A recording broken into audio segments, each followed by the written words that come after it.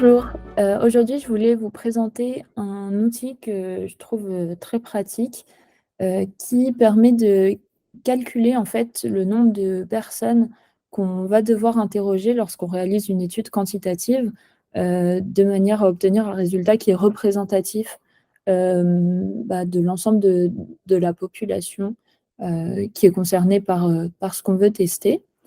Donc cet outil, il est proposé par SurveyMonkey qui est aussi, un produit qui permet de diffuser, des questionnaires. Mais en tout cas, ils mettent à disposition, cette petite calculatrice et je vais juste, rapidement vous présenter, quels sont les différents paramètres, qu'on doit rentrer. Donc ça se présente de cette manière. Juste pour, définir les mots, la population, ça va correspondre à, par exemple, si on a une application, à l'ensemble des utilisateurs, de notre application. Donc par exemple, si on a, 30 000 utilisateurs, la population, ça va être 30 000. Et l'idée, c'est que quand on diffuse une enquête quantitative, on ne va pas la diffuser à nos 30 000 utilisateurs, on va la diffuser à un plus petit nombre et justement, si on a le bon nombre de personnes, les réponses qu'on va obtenir, ça va être représentatif de, l'avis de l'ensemble de la population et donc cet outil permet justement de calculer, en fait, à combien de personnes on va devoir, envoyer notre questionnaire pour finalement avoir des résultats qui vont être représentatifs et qu'on va, en fait, pouvoir généraliser à l'ensemble de nos utilisateurs et donc l'échantillon, ce qu'on appelle l'échantillon, ça va être justement le nombre d'utilisateurs à qui on va envoyer, notre questionnaire. Donc pour calculer ce nombre d'utilisateurs, donc la taille de l'échantillon, on a 3 paramètres à rentrer. Le premier, du coup, la population, ça va être le nombre d'utilisateurs, qu'on a au total. Donc ça, c'est une donnée, qu'on peut avoir, généralement. Donc mettons, qu'on en ait 10 000, pour tester et ensuite on a 2 autres paramètres qui ne sont pas des choses, qu'on doit calculer, mais c'est des choses qu'on va fixer nous et qui vont avoir un impact derrière sur, en fait, la précision qu'on va avoir, dans les réponses. Hem, donc le premier paramètre auquel on va s'intéresser, c'est la marge d'erreur. La marge d'erreur, en fait, qu'on va définir nous-mêmes, elle s'exprime en pourcentage et elle va, ça va être en fait un niveau, d'écart qu'on va accepter entre les réponses qu'on va avoir à notre questionnaire de la part de notre échantillon et les réponses qu'on aurait en réalité si on interrogeait en fait l'ensemble de la population. Donc finalement, c'est les écarts qu'on va avoir entre les réponses qu'on obtient et voilà, les réponses entre guillemets «réelles» qu'on aurait eues en interrogeant tout le monde.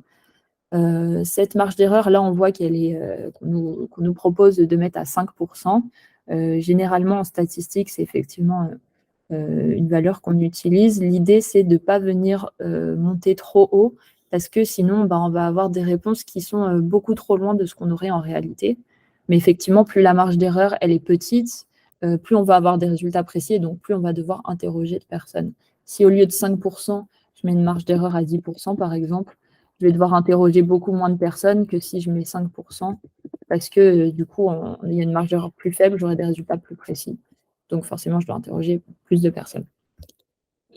Voilà pour la marge d'erreur et le troisième paramètre qu'on va pouvoir choisir également, c'est le niveau de confiance et le niveau de confiance, ça va être la probabilité, en fait, que mes réponses, les réponses que j'aurais eues en interrogeant toute la population soient effectivement, dans, les réponses que j'obtiens, modulo la marge d'erreur. C'est-à-dire, en fait, que si je définis un niveau de confiance à 95, ça veut dire que j'ai 95 de chance que, les réponses qu'aurait données ma population soient dans l'intervalle qui, est défini par mes réponses et par les marges d'erreur. Donc là, on a plus ou moins 5. Donc là, ça fonctionne de la même manière. Plus mon niveau de confiance il est élevé, plus ça veut dire que, j'ai de chances que mes résultats correspondent effectivement à ce qu'aurait répondu toute ma population et donc plus j'aurai des choses précises et je vais devoir interroger un grand nombre de personnes. Là, on voit qu'en passant d'un niveau de confiance de 99 à 95 bon, c'est pas le double, mais j'augmente beaucoup la taille de mon échantillon. Donc voilà pour les paramètres. Ça, c'est des calculs qui sont basés, sur des formules statistiques, qui sont utilisées dans plein d'aspects, hein, évidemment pas juste, quand on fait des études auprès des utilisateurs.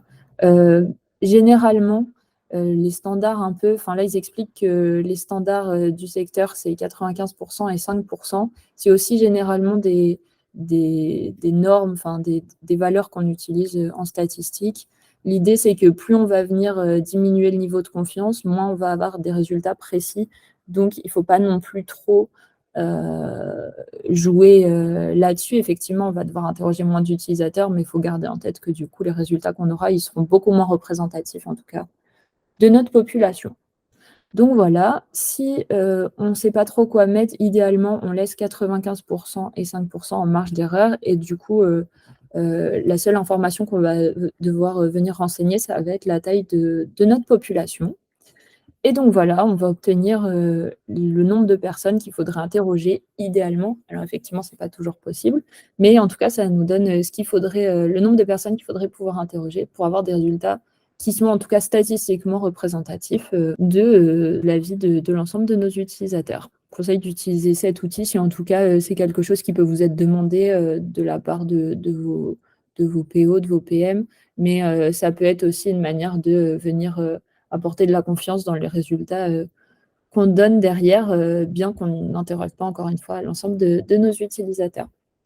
Et voilà, j'espère que ça pourra vous être utile. Bonne journée.